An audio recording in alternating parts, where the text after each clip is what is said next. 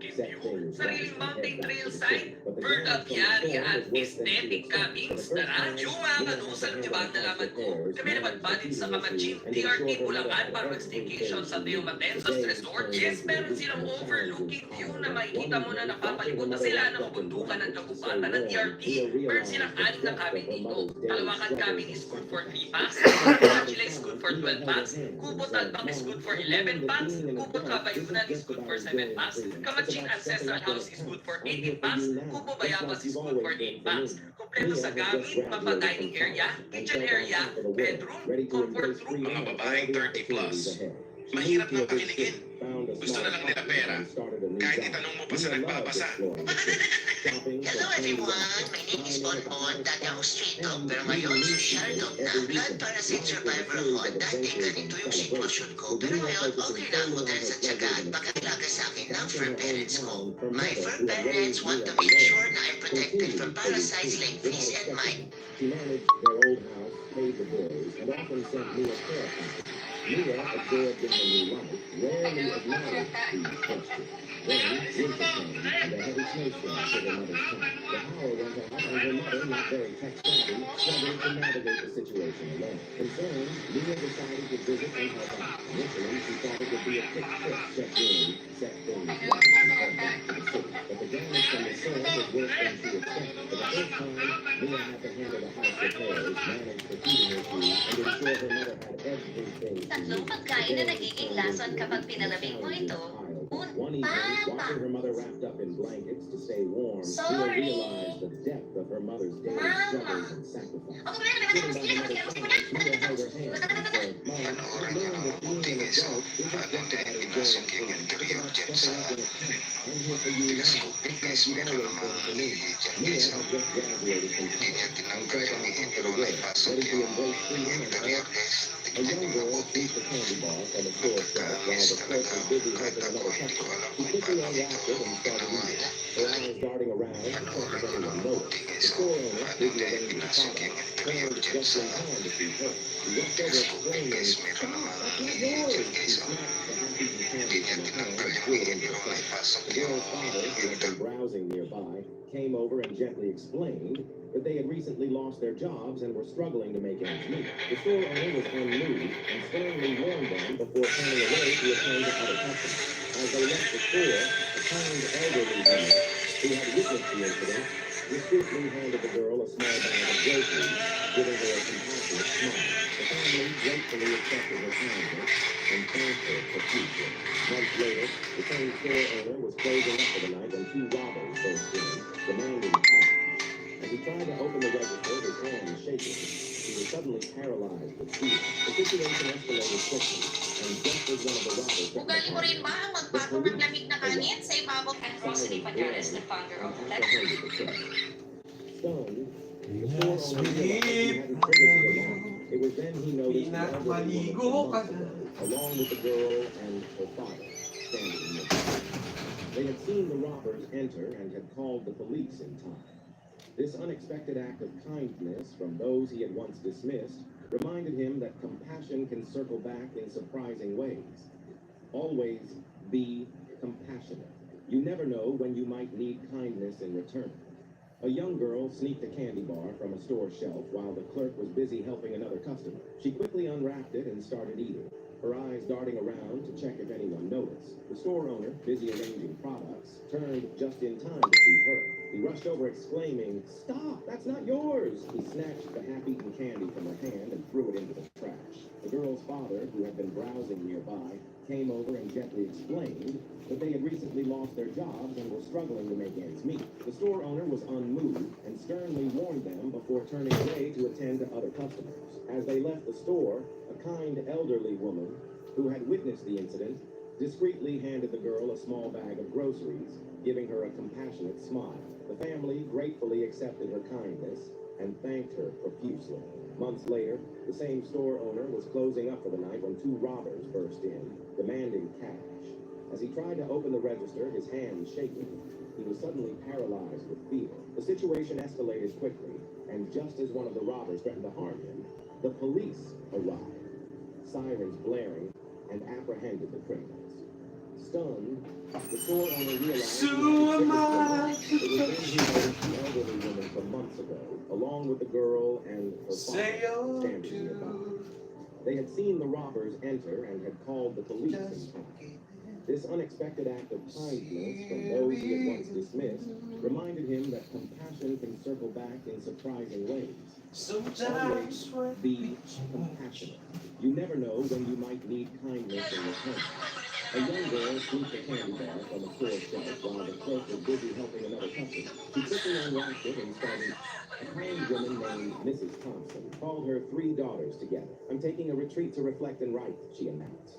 Before I leave, I will give each of you a gift. Use it wisely. I'll be back soon. The daughters were curious, knowing their mother was not one to distribute her wealth lightly. The eldest daughter, Jane, opened her gift and discovered $5,000. Is this it? She muttered, clearly upset. I expected more. Shrugging off her disappointment, Jane took off on a luxury cruise, splurging on all the extras, and returned with nothing but memories. The middle daughter, Emily, also received $5,000. Awesome!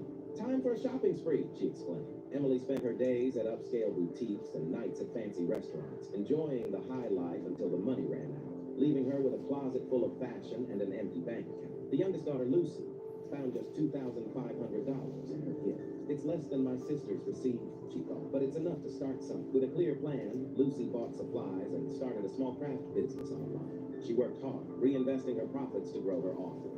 Over time, her little shop gained a loyal following and her earnings multiplied. Years later, Mrs. Thompson returned and asked her daughters about the gifts.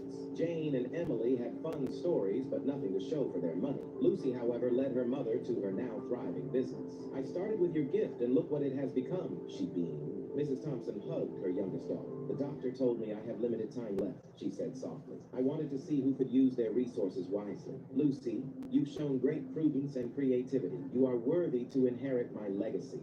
A kind woman. It's important.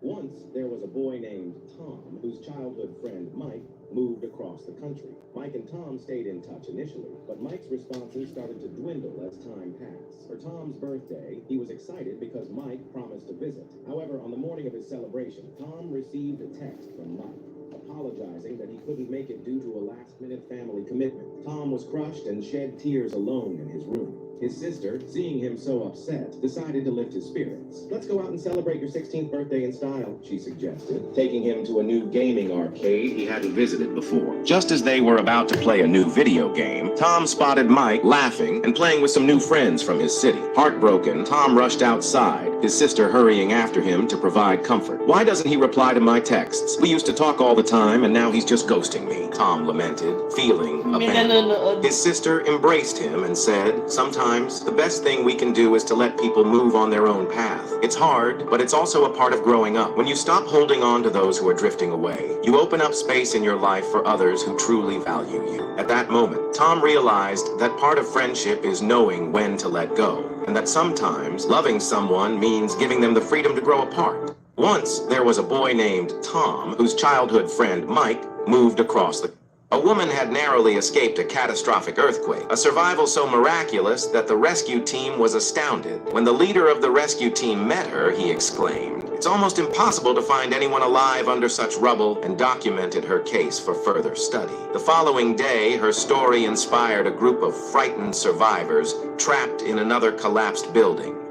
Days later, all those survivors were rescued unharmed. Acknowledging her inspiring role, the woman decided to volunteer with the rescue teams, offering hope and courage to those still trapped. Weeks went by, and the rescue operations coordinator grew worried. "You must rest," he urged. "This strain is too much for anyone," but the woman was determined. Once, a mother pleaded with her to comfort her trapped daughter. Facing the young girl, she gently said, "I can't give up. I must bring her hope." While recuperating from exhaustion, she asked softly, "How many did I inspire?" The coordinator replied, "You gave hope to 20 souls." Tears welled up as she murmured, "Was it enough? Did I do enough?" A peaceful voice responded, "It was more than enough, my dear. Now, find your peace." A young woman entered a cozy bookstore, clutching a worn-out novel. The bookseller, an older woman with warm eyes, greeted her with a smile and asked, "How can I assist you today, dear?" "I need a new copy of this book. It's falling apart," the young woman replied, handing over the tattered book. The bookseller took the novel and examined it carefully, flipping through the pages and tracing the spine with her fingers. After a moment, she looked up and said kindly, "My dear, this book is still in good shape. The binding is intact, and the pages are merely well-loved, but it must be too old.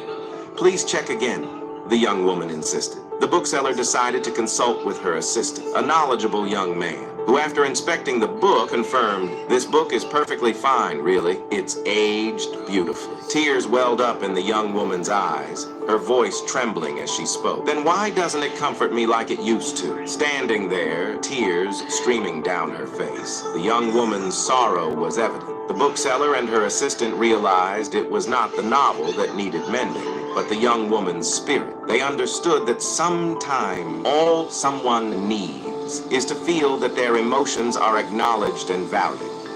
A young woman, You don't need a second job. "Get me the latest iPhone," the girl demanded, stomping her foot in the middle of the store. "This old model is embarrassing." "That's what we can manage right now. This one works fine," her dad replied, trying to calm her down. "No, everyone at school has the new one. I hate this junk," she shouted, tossing the phone back on the counter. "Please be reasonable," her dad pleaded, his voice a mixture of frustration and sadness. "You don't understand anything. You're so clueless about what matters," the girl snapped, drawing stares from nearby shoppers. An older woman overhearing the argument couldn't keep silent. "Excuse me, young lady, what did you just say to your father?" "You heard me. He's the reason I'm laughed at," the girl retorted, glaring at her dad. "You shouldn't speak to your father like that. He's doing his best for you," the woman chided gently. "Why don't you mind your own business? Would you let your kids use this outdated trash?" the girl challenged, her voice rising. "If you want something so badly, why don't you work for it?" the woman suggested. "I'm just 15. How can I work?" the girl responded, her tone shifting to defense. A teenage boy nearby stepped closer. "You should be more grateful," he said quietly. "Yeah, right. As if your parents don't spoil you," she scoffed. "I wish they could, but I don't have parents. I've been working after school to support myself since I was your age," he replied, his voice steady. The girl fell silent, the weight of her words settling. "Drop a heart for this brave young man," the older woman said to the onlookers, her voice filled with respect for the boy's maturity. "Get me..." "Dad, I can't play in the soccer team anymore," my son announced sadly as he slumped into the car. "Why not?" I questioned, surprised by his sudden removal from the team. "They just don't want me there," he muttered, staring down at his shoes. I could tell he was upset, so I decided to delve deeper into the matter. The next day, I visited his school to speak with his coach. There, I discovered that my 12-year-old son had been overly aggressive during games, often pushing and yelling at his teammates. He even kicked a fellow player during a scrimmage. I was dismayed by the news, but resolved to keep a closer eye on his behavior. A month of careful observation went by. One evening, my son tossed his backpack down with a thud. "Dad, I've been banned from playing in the next 5 games," he said, avoiding my gaze. "Why?" I asked, though a sinking feeling had already taken hold of me. "I got into another fight," he confessed. The disappointment was clear in his voice, and mine. I realized it was time for a serious intervention. "This kind of behavior has to stop," I told him firmly. "You love soccer, but you need to learn sportsmanship." "But Dad, the championship game is next week," he protested when I told him he wouldn't be playing. "You'll watch from the sidelines," I insisted. He was upset, but I held my ground. The day of the game, it was chilly with a steady rain pouring down. "Please, just drive me to the game," he pleaded. "No, you need to think about how your actions affect others. You're walking," I said decisively. With a heavy heart, he put on his jacket and walked to the field under the dreary sky, while I followed at a distance in the car. Watching the game from the sidelines without being a part of it sparked a change in him. From that day on, he played more fairly and respected his teammates. He had learned an important lesson about respect and teamwork.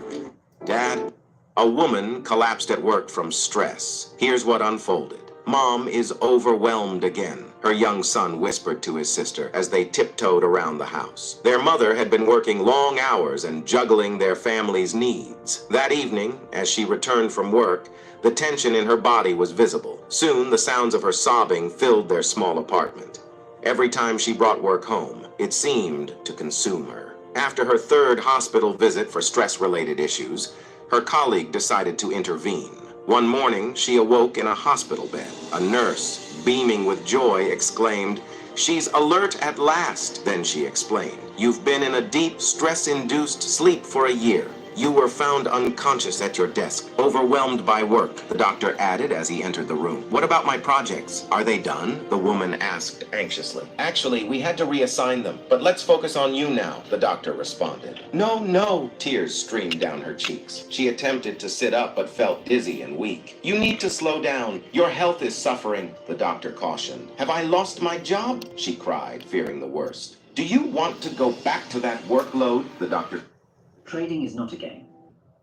In a quiet suburban neighborhood,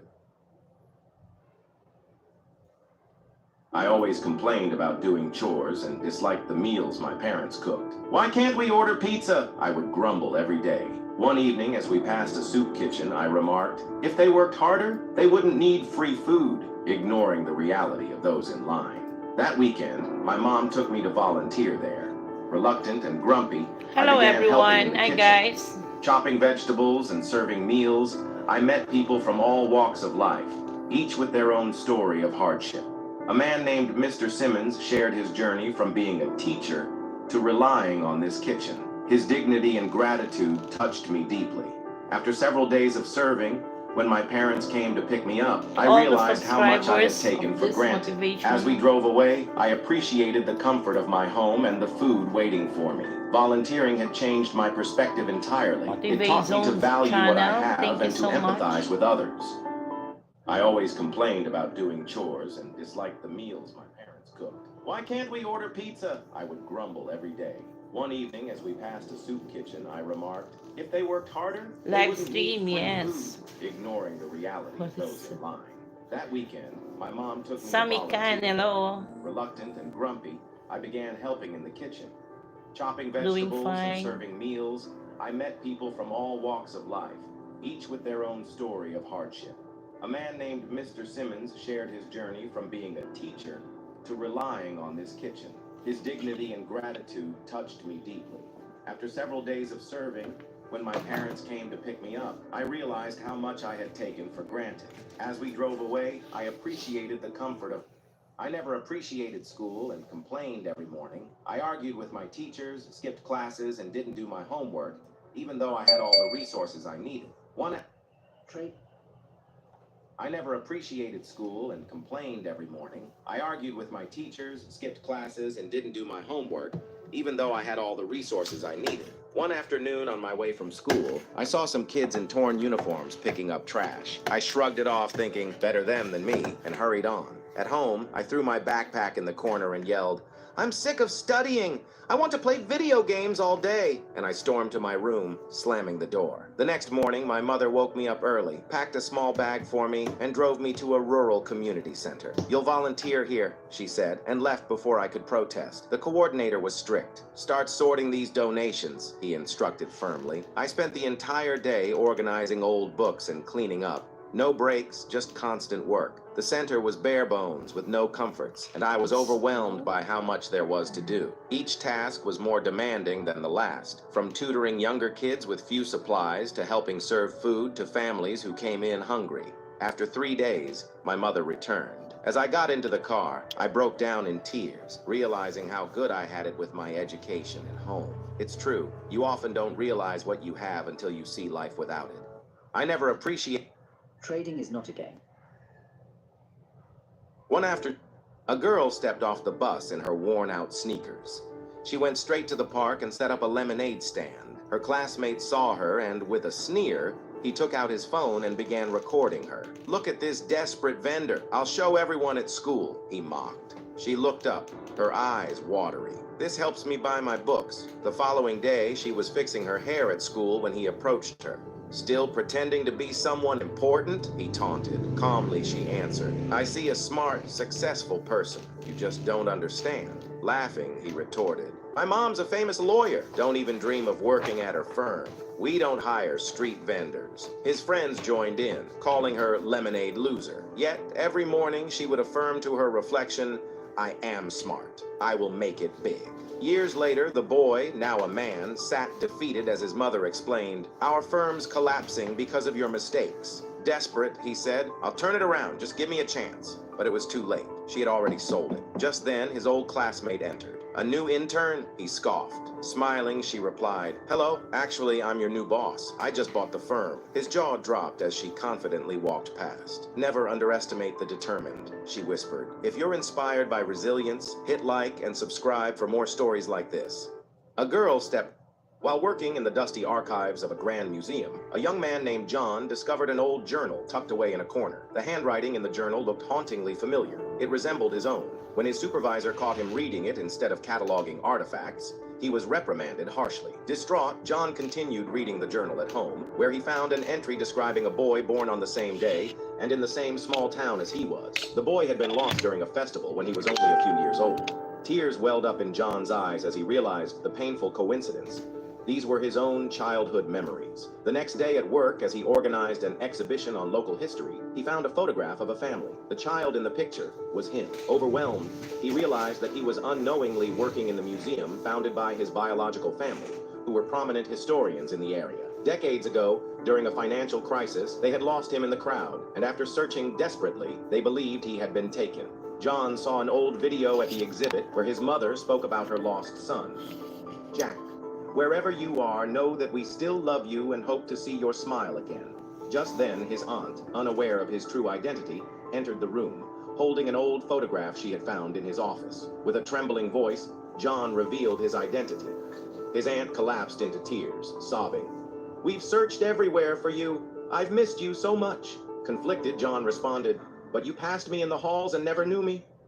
"Why would now be any different?" "We'll never let you go again, Jack," his mother pleaded, rushing into the room upon hearing the news. Should Jack forgive his family for not recognizing him all these years? Comment and subscribe to see what happens next. While working in a small village, a young girl named Lila was helping out at the local market, arranging fruits and vegetables on the stall of Mr. Brown when she accidentally knocked over a jar of honey, spilling it all over Mr. Brown's new boots. Mr. Brown was furious and scolded Lila loudly.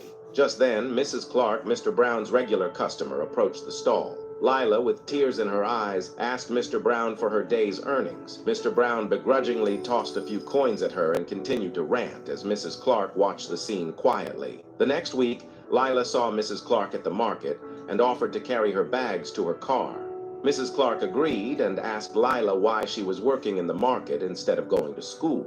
Lila pointed towards a small boy playing with rocks nearby, her younger brother. She explained that their parents had left them, and she had to take care of him as they had no other family. Mrs. Clark listened silently while Lila helped her with the groceries. Suddenly, Mr. Brown saw Lila talking to his best customer and hurried over, yelling, "Leave her alone, you're just a nuisance." He grabbed Lila by the arm to pull her away. Mrs. Clark was shocked. "Mr. Brown," she said sternly, "when I was in trouble last winter, you helped me without asking for anything in return. Why can't you show the same kindness to this young girl?" Then turning to Lila, she continued, "Don't worry about your brother and you. I'll help you both." This simple act of understanding from Mrs. Clark changed Lila's life, showing that compassion can indeed make a big difference.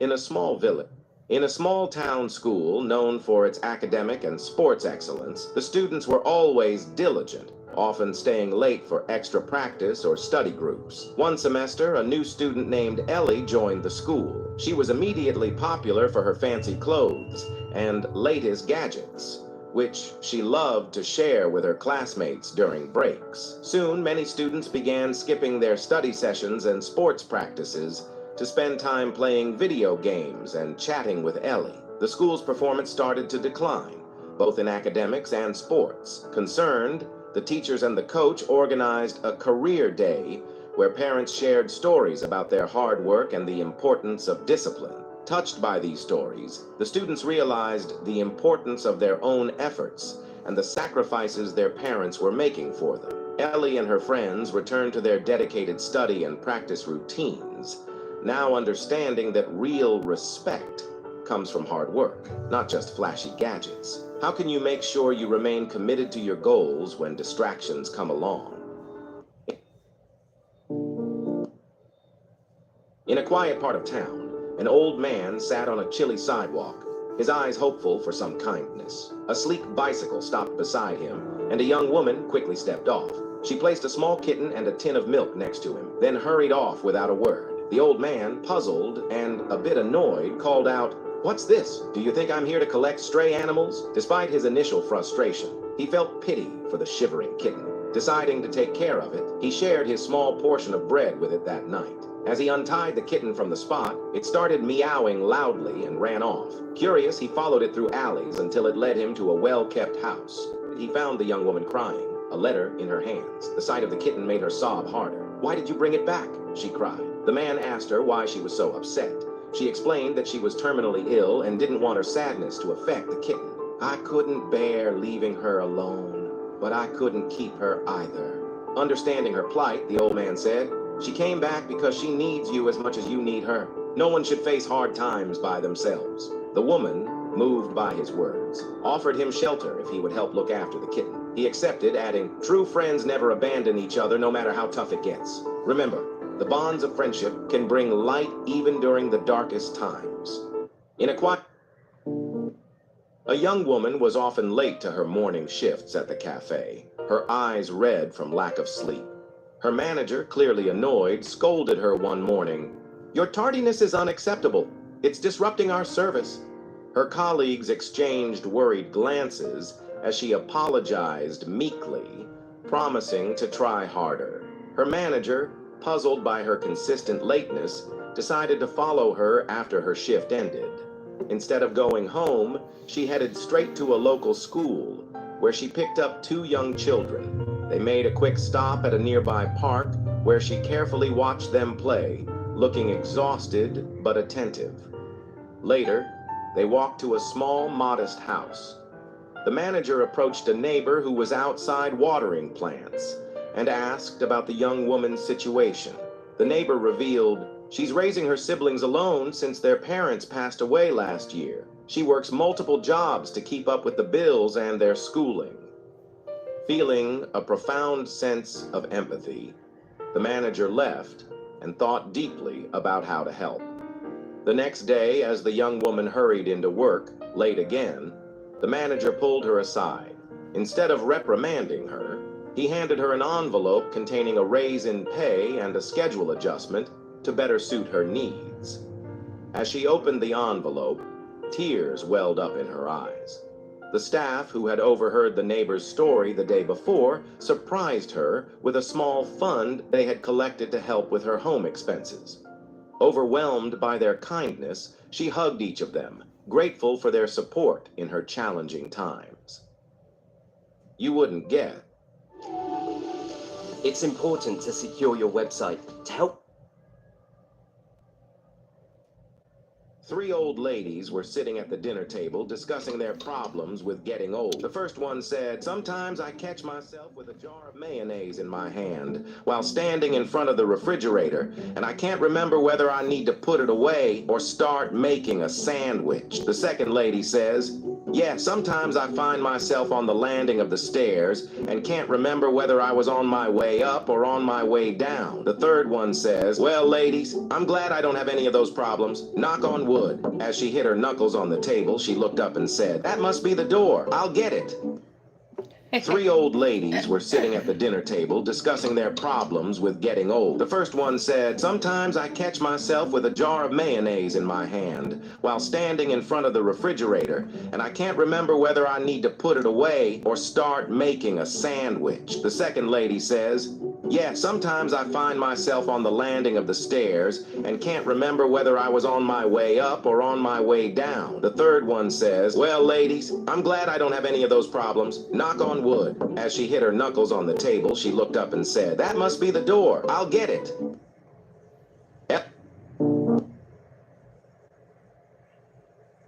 In a small town in Texas, a father calls his son the day before Thanksgiving and says, "I've got bad news. Your mother and I can't live together anymore after 45 years. We're splitting up." "Dad, are you serious?" his son yells over the phone. "We just can't stand each other anymore," the father replies. "I'm tired of talking about it, so call your sister in New York and tell her." Worried, the son quickly calls his sister, who is furious. "No way they're splitting up. I'm on top of this." She immediately calls her father back and shouts, "You are not splitting up. Don't do anything until I get there. I'm calling my brother and we'll both come over tomorrow. Until then, stay put, okay?"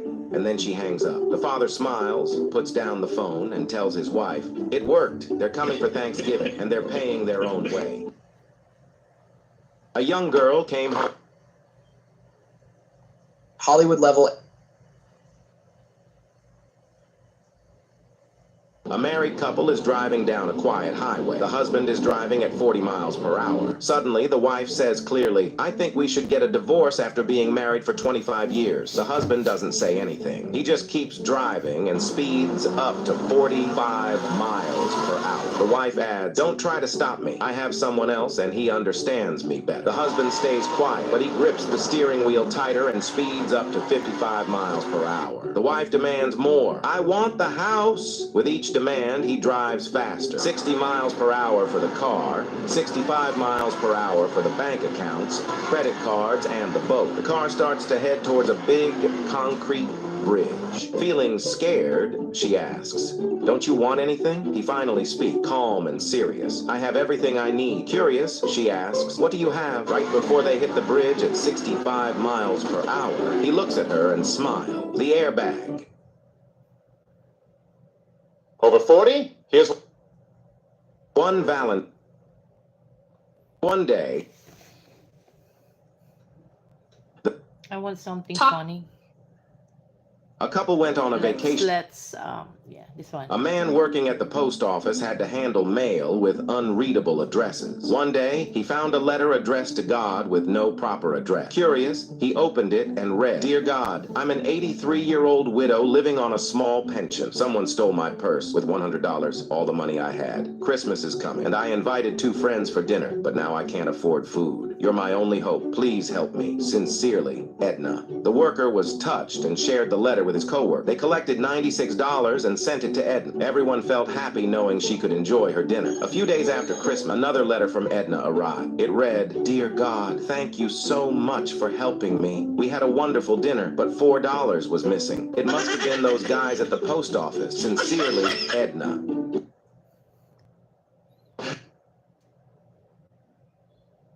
A Find another.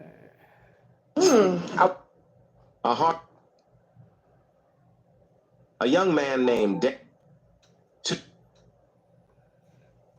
Enough for these 30 Three minutes. friends This are one. stranded on a deserted island after their boat capsized. One day, while exploring, they find a magic lamp. Excitedly, they rub it, and a genie appears, saying, "I'll grant each of you one wish." The first friend, desperate to leave, quickly wishes, "I wish to be off this island and back home." The genie snaps his finger, and poof, the first friend is gone, safely back home. The second friend, eager to be with his family, says, "I wish to be off this island and back home too." The genie grants the wish. Poof. The second friend disappears, also returning home. The third friend, now alone, starts to feel the weight of solitude. Nervously, he turns to the genie and says, "I wish my friends were back here with me." The genie obliges, and poof. The first 2 friends are back on the island, glaring at the third friend, who sheepishly says, "Sorry, I got lonely."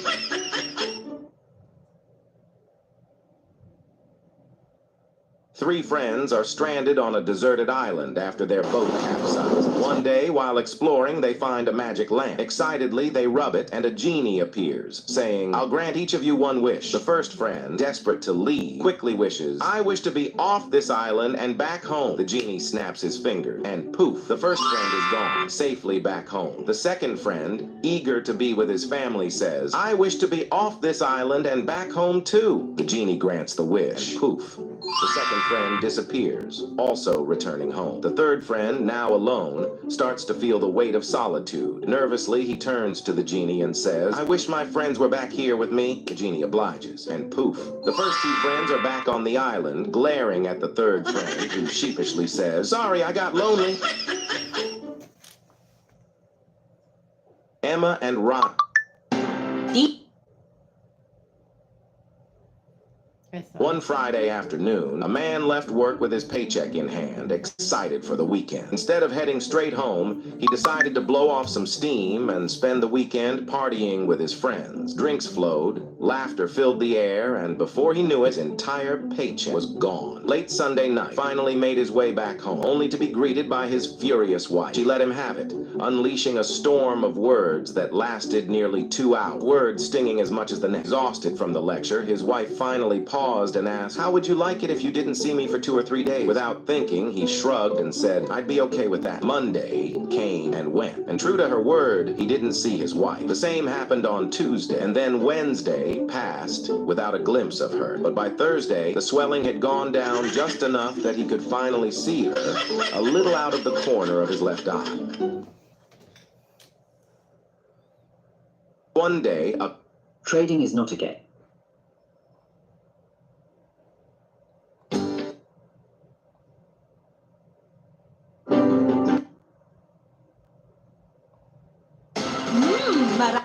And this one. 3 drunk guys came out of a bar and got into a taxi. The driver knew they were very drunk, so he decided to play a trick. He started the engine, then turned it off right away. He told them, "We have reached your destination." The first guy, swaying, gave the driver some money. "Here you go," he mumbled. The second guy smiled and said, "Thank you," as he clumsily got out. The third guy, however, looked confused and angry. He suddenly slapped the driver across the face. The driver was shocked and a bit scared, thinking the third guy knew what he had done. "Why did you slap me?" the driver asked, rubbing his cheek. The third guy replied, "You need to control your speed next time. You nearly killed us." You nearly killed us. Thank you guys for watching. Let's stop the streaming.